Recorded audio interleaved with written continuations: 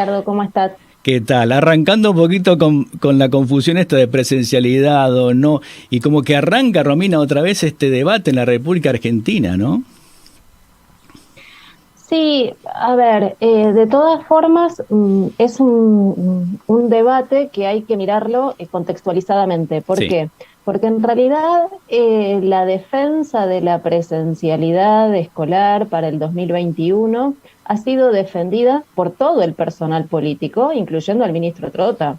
Quiero recordar que el primer DNU de Alberto Fernández, del presidente, que estableció la suspensión de la presencialidad en la zona del AMBA, se tomó, se dio a conocer el mismo día que la ministra Carla Bisotti y que Nicolás Trota habían defendido la presencialidad escolar y que las escuelas no contagiaban. Eh, entonces, e inclusive cuando uno mira los DNU del presidente, lo que observa es que efectivamente, inclusive la suspensión de la presencialidad escolar es una medida acotadísima y voy a explicar por qué, digamos, señalo que es acotado en función del problema, de la magnitud del problema que tenemos, pero digo, es una medida acotada solo vigente para las zonas de alerta epidemiológica en todo el país. Si miráramos, digamos, contrastáramos el mapa de contagios en relación a las zonas de alerta, vamos a ver que es una medida insuficiente, que además se toma por tiempo acotado, en general, digamos, por 2 semanas con prórroga y nunca se sabe qué va a ocurrir después. Y además, digamos, una medida también tardía en función del cuadro general. Y pero además, inclusive, la suspensión de la presencialidad, allí donde se toma la medida, en las zonas de alerta epidemiológica, incluye presencialidad. ¿Qué quiero decir? Digamos, incluye la presentación del personal docente para garantizar guardias mínimas, para garantizar el uso del Wi-Fi de los estudiantes que no tengan conectividad, para actividades de revinculación. Entonces, en realidad también lo que hay que señalar es que inclusive, y esto aparecía en el video que ustedes mostraron con las declaraciones de Nicolás Trota, bueno, esta idea de que la medida se toma en la mínima unidad geográfica por el menor tiempo posible, porque, digamos, todos están defendiendo la presencialidad escolar en contexto de pandemia y en un contexto en el cual la población no ha sido vacunada masivamente, que sería el único elemento que nos permitiría poder pensar una presencialidad con algún tipo de protección, ¿no? Pero cuando miramos los datos de la vacunación en todo el país, digamos, encontramos que, bueno, que en realidad el 20% de la población tiene una dosis, perdón, el 20% de la población ha sido vacunada, el 14% tiene una dosis, el 5% tiene 2 dosis, ¿no? Con lo cual da esta suma de un 20% de la población vacunada. La docencia como personal estratégico solo ha sido vacunada en el orden de entre, los números varían a nivel provincial, la provincia de Misiones tendría, digamos, una vacunación bastante masiva en términos de docentes, pero en términos de promedio general estamos hablando de un 40%, y los últimos números que ha dado, por ejemplo, la provincia de Buenos Aires, digo la provincia por ser la jurisdicción más grande de todo el país, digamos, solo el 40% de los docentes ha sido vacunada con una sola dosis. Entonces, digo, a ver, esta idea de que solo un sector político defiende la presencialidad es falsa, porque esta defensa también atraviesa al mismo gobierno. Y además, lo otro, al mismo gobierno nacional, quiero Sí, decir, sí. ¿no? Y el otro elemento que me parece además que hay que considerar es, bueno, inclusive esta medida, que es correcta, por más de que uno diga que es acotada y limitada en el tiempo, digamos, se adoptó esta medida de poner un freno a la presencialidad cuando miremos lo que ha ocurrido, ¿no? En general, al 1 de marzo, en todo el país teníamos 4.658 casos de COVID positivo. A los números de ayer tenemos 39.207. Y en general, las primeras medidas de suspensión llegaron cuando estábamos orillando los 25.000, 29.000 casos.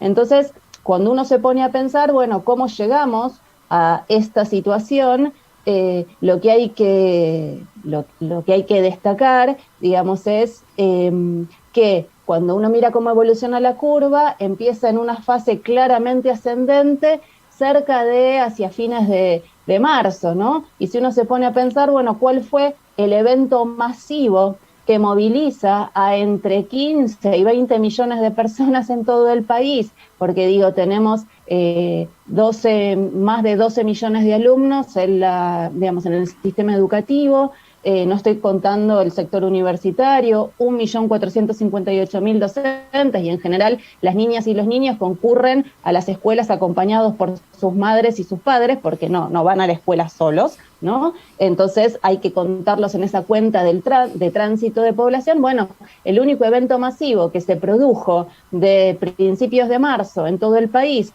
a estos días es la presencialidad escolar.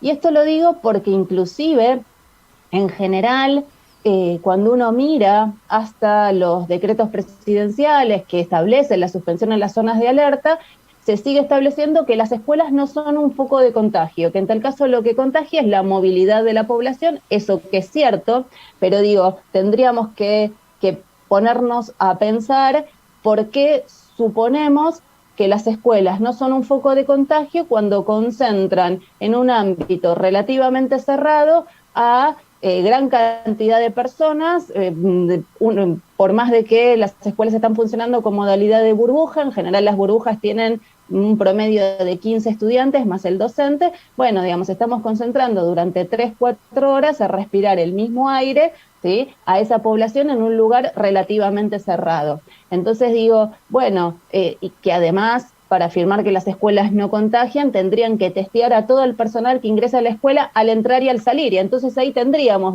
verdaderamente en tiempo real si las escuelas son o no son elemento de contagio, ¿no?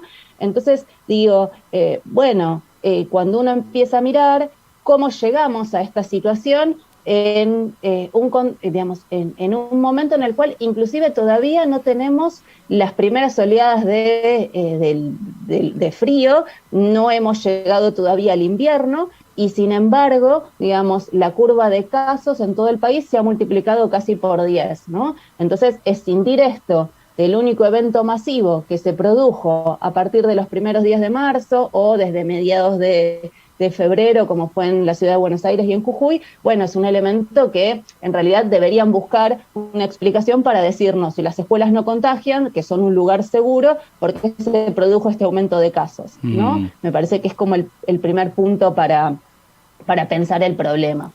Sí, ahí estamos hablando con la doctora Romina De Luca, que es historiadora de la educación, investigadora del CONICET, viene realizando un análisis, como ustedes están viendo, sobre las condiciones reales de la presencialidad y un relevamiento de casos a nivel nacional por COVID en las escuelas. Por eso usted está escuchando datos importantísimos que está dando la doctora Romina De Luca. Estudio importante. Hablame de ese estudio que realizaron ustedes, Romina. Mira, nosotros a principios, cuando arrancó, digamos, la presencialidad, en realidad lo que empezamos a hacer era un mapeo de la cantidad de contagios reportados en las escuelas, ¿no? Y quiero decir porque efectivamente, ¿no?, se hablaba de la presencialidad cuidada por los protocolos, y en general, hasta que se creó el observatorio de monitoreo de los casos de COVID en las escuelas, no había ningún tipo de información oficial. Y tomábamos los casos sobre todo en Ciudad de Buenos Aires, que había sido la primera jurisdicción que arrancó con la presencialidad. Entonces empezamos a hacer un relevamiento que era, poder chequear si los casos reportados se producían, se denunciaban en las escuelas, chequeábamos, que hubiera un nexo con la presencialidad, algo que también estamos haciendo con el relevamiento de los docentes fallecidos por COVID. Esto, y quiero decirlo, hoy tenemos un piso de 66 compañeras y compañeros, docentes y no docentes, que fallecieron estrictamente vinculados con la presencialidad, es decir, son trabajadores que fueron a las escuelas a trabajar, encontraron al virus, ¿no? Se enfermaron y fallecieron, ¿no? Y quiero decir, son 66 muertes que son absolutamente evitables, ¿no? Uno podría decir, y que se produjeron desde el 17 de febrero a nuestros días, ¿no? Si uno hace la cuenta, nos daba a fin de la semana pasada cerca de un docente o trabajador de la educación, porque estamos incluyendo a los auxiliares, porteros, cocineras, etcétera, cerca de un docente fallecido, un trabajador de la educación cada 33 horas, ¿no?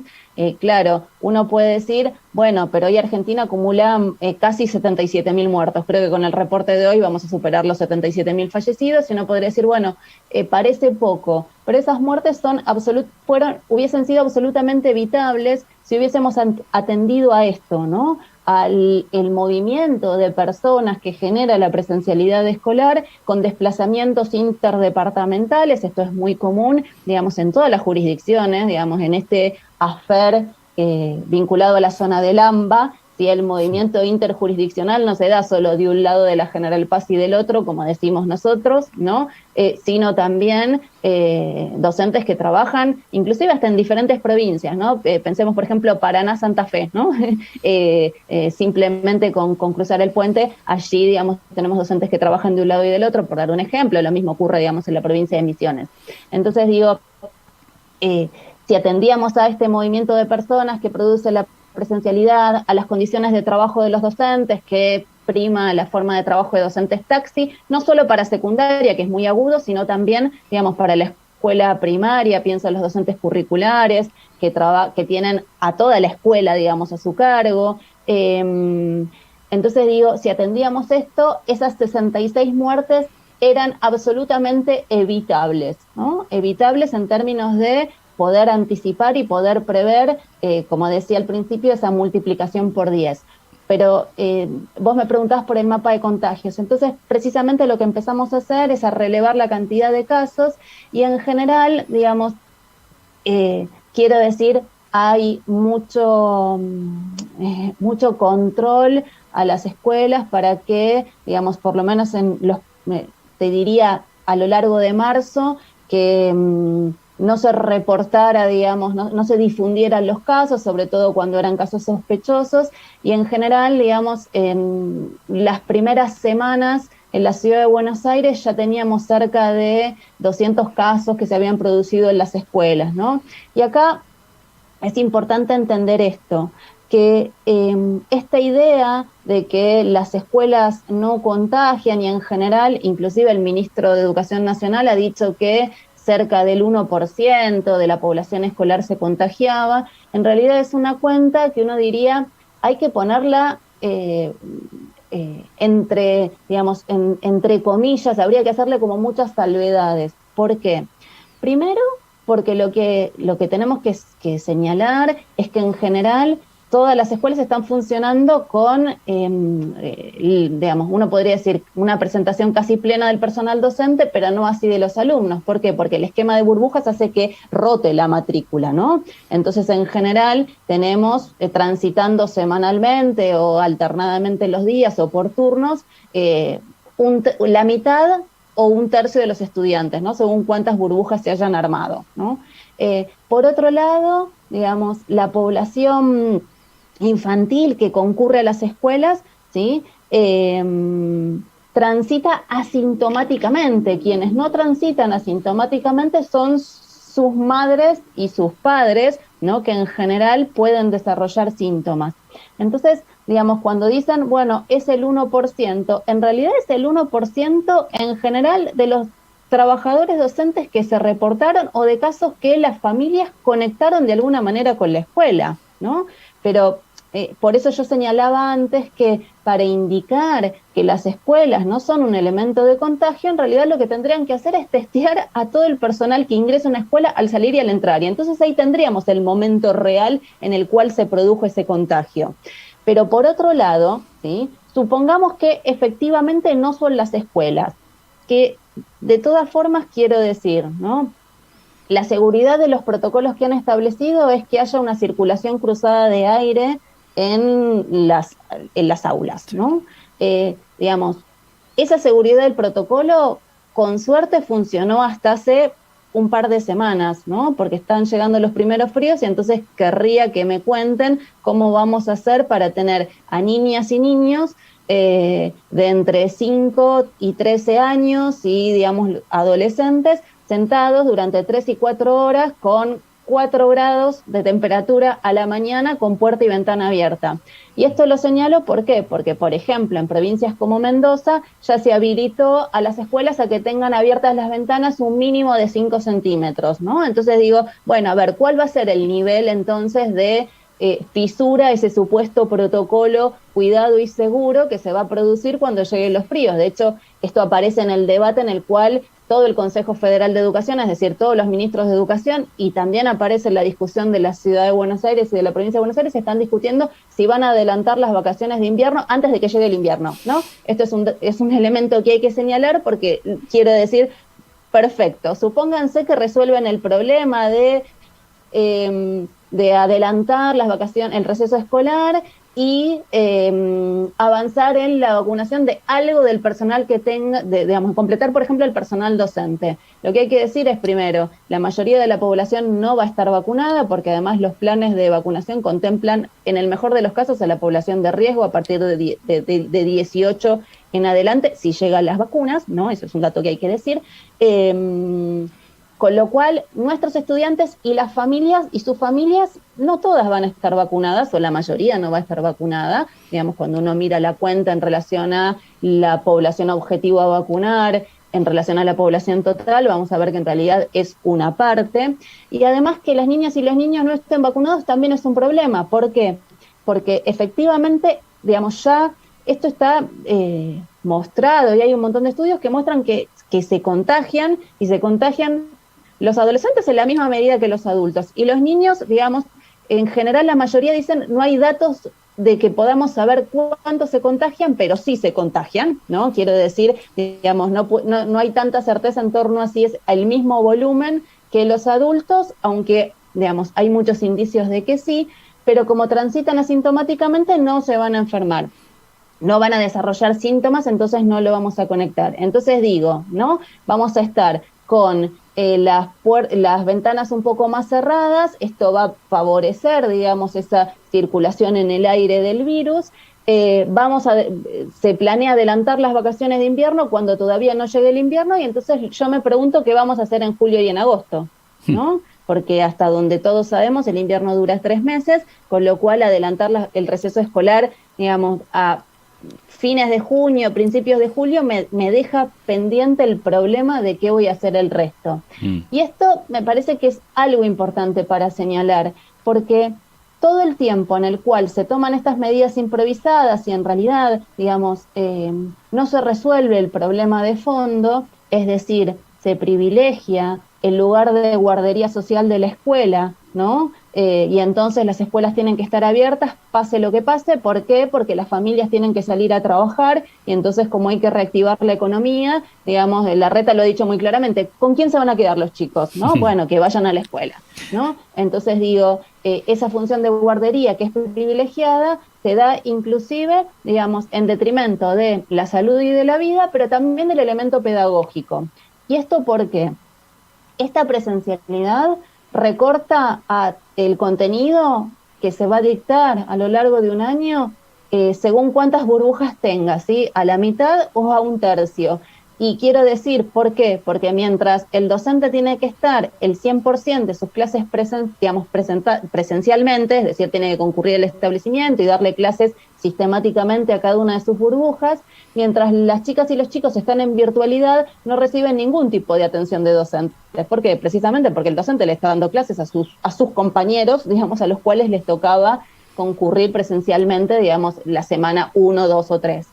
Entonces, digamos, este es un primer punto del cual no se habla de cuál es el recorte real de los contenidos, de además, digamos, un calendario escolar que ha fusionado 2020-2021 y entonces en realidad también tenemos una parte del 2020 en términos de contenidos que recuperar este 2021, ¿no? Entonces digo, esta presencialidad en realidad se transita también recortando los contenidos. No solo produce contagios, no solo produce muertes evitables, sino también, digamos, produce una degradación curricular de la cual no se habla. Y las medidas sobre las cuales se va decidiendo suspensiones de la presencialidad parciales no permiten organizar la virtualidad. No permiten, no solo sí que las familias puedan planificar lo mínimo, ¿no? Saber, bueno, qué va a ocurrir las próximas 2 semanas, sino que también, en tanto y en cuanto todo el personal político sigue defendiendo que la presencialidad es imprescindible, que las escuelas no son elemento de contagio y por eso pueden permanecer abiertas, y entonces, digamos, esto es algo que aúna a todos, ¿sí? A la reta y a la ministra Soledad Acuña de la Ciudad de Buenos Aires, con Axel Kicillof y Agustina Vila, la directora general de Escuela de la Provincia de Buenos Aires, lo mismo, digamos, podríamos decir, de todas las provincias. Digo, no se organiza la virtualidad y entonces nos estamos encontrando en este 2021 con los mismos problemas de conectividad que teníamos en el 2020. El 20% de la población no tiene internet, no lo digo yo, lo dice el INDEC, ¿sí? Más de la mitad de los estudiantes de todo el país no tiene una computadora para uso exclusivo educativo. El WhatsApp ha sido la plataforma educativa estrella. El 90 y pico % de la población se comunica a través de WhatsApp.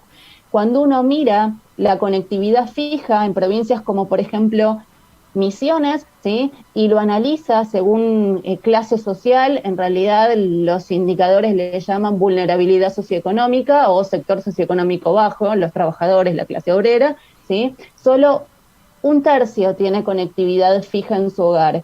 En general, el acceso a Internet se da a través del teléfono y es el teléfono la herramienta que ha sido más utilizada para realizar tareas escolares. Entonces digo, mientras estamos con estas estrategias de, como lo ha llamado Carla Bisotti, los cierres intermitentes, y entonces pasamos a la virtualidad durante 2 semanas y después se va a volver, digamos, vamos a tener entonces la gestión de la virtualidad de la misma forma que la tuvimos en el 2020, supeditada a los recursos que tenga cada familia y, digamos, con estos guarismos, ¿no? La mitad no tiene no tiene una computadora para uso exclusivo propio. Y esto no lo digo yo, lo escribió el Ministerio de Educación Nacional en el documento a las aulas en noviembre del año pasado, donde reconoció que cuando uno hace la cuenta de entonces, bueno, ¿cuántos alumnos no tienen computadora en nuestro país? Da algo así para la modalidad básica, más de 4.300.000 estudiantes que no tienen lo mínimo para poder establecer una educación de tipo virtual, ¿no? Entonces no tienen ese dispositivo, no tienen conectividad. ¿Cuántas computadoras planea repartir el Ministerio de Educación? Entre lo que repartió en el 2020 y en el 2021, 700.000. Hagamos la cuenta, tenemos 3,5 millones de estudiantes que entonces van a estar en las peores condiciones para gestionar esta educación virtual en estos cierres intermitentes. Entonces, digo, si nosotros pudiéramos anticipar que efectivamente el movimiento de personas que acarrea el sistema educativo, sumado a, digamos, a que la población no estaba vacunada, y entonces anticipar que esta segunda ola que estamos transitando efectivamente iba a ocurrir, que tenemos un protocolo que no funciona, digamos, no funciona en general, quiero decir, pero menos, digamos, en relación a transitar el invierno. Entonces digo, bueno, efectivamente, si atendiéramos esos elementos, esos indicadores, podríamos haber organizado que mientras se vacunaba masivamente a la población, sosteníamos la educación virtual. Y entonces eso me lleva al problema de que entonces tengo que resolver los recursos que son necesarios para sostener la virtualidad, que no solo implica instrumentos, es decir, Wi-Fi gratuito y computadoras, eso es lo mínimo. Quiero decir, el plan de Wi-Fi social que lanzó el gobierno recién el 30 de abril, es decir, con el segundo DNU, ¿sí?, del presidente, se reglamentó para que pudiera empezar a funcionar. Entonces digo, a ese nivel estamos, ¿no? Entonces digo, eso más, bueno, lo que mismo Trota llamó una gota en el desierto, que era la cantidad de dispositivos que se iban a repartir, digamos, durante este 2021. Bueno, entonces efectivamente no se está resolviendo el problema técnico, pero además el problema del personal humano, la virtualidad, si la quisiéramos gestionar realmente y transitarla en mejores condiciones pedagógicas, yo necesito designar más docentes en un país que tiene cientos de miles de docentes desocupados o subocupados. Entonces digo, tenemos esa irracionalidad mientras tenemos o tuvimos durante todo el 2020 docentes en activos, en ejercicio, que estaban sobrecargados de trabajo. Bueno, efectivamente, si yo como dicen que dicen, les importa la educación, ¿qué necesito? Bueno, resolver el problema técnico, dotar de computadoras, liberar el Wi-Fi, dar conectividad gratis en todos los hogares, designar docentes para que acompañen personalizadamente ese proceso. Se habla del estrés y de las marcas que va a dejar la pandemia en niñas, niños y adolescentes. Bueno, digamos, la Ley de Educación Nacional establecía que cada escuela tendría que tener un gabinete escolar o equipo de orientación escolar, y eso es un déficit absoluto. Claro, después los indicadores muestran que más del 40% de las familias declara que no se sintió acompañada en términos de cómo estaban transitando la pandemia. Claro, si no hay equipos de orientación escolar, y también tenemos colegios de trabajadores sociales que denuncian que parte de sus egresados están desocupados cuando podrían estar ejerciendo funciones en las escuelas. Claro, eso sí nos importara la educación de millones, y entonces ahí nos podríamos a pensar cómo organizamos un plan, que quiero decir, implica cosas que son resolubles. Solo en Argentina, digamos, en el año 2020 se produjeron más de 6 millones de celulares. Digo, como para tomar un dato que también, digamos, puede tomar del INDEC. Digo, bueno, producir la cantidad de computadoras que hacen falta para entregar un dispositivo por alumno no es un cohete a la luna. Designar a los trabajadores docentes que están desocupados para que ejerzan tareas pedagógicas, lo mismo. Contratar al personal técnico y asistencial para acompañar a las familias, lo mismo. Ahora, mientras sigamos improvisando medidas como hasta ahora, todo esto no se va a resolver y al contrario, vamos a agravar el problema que tenemos.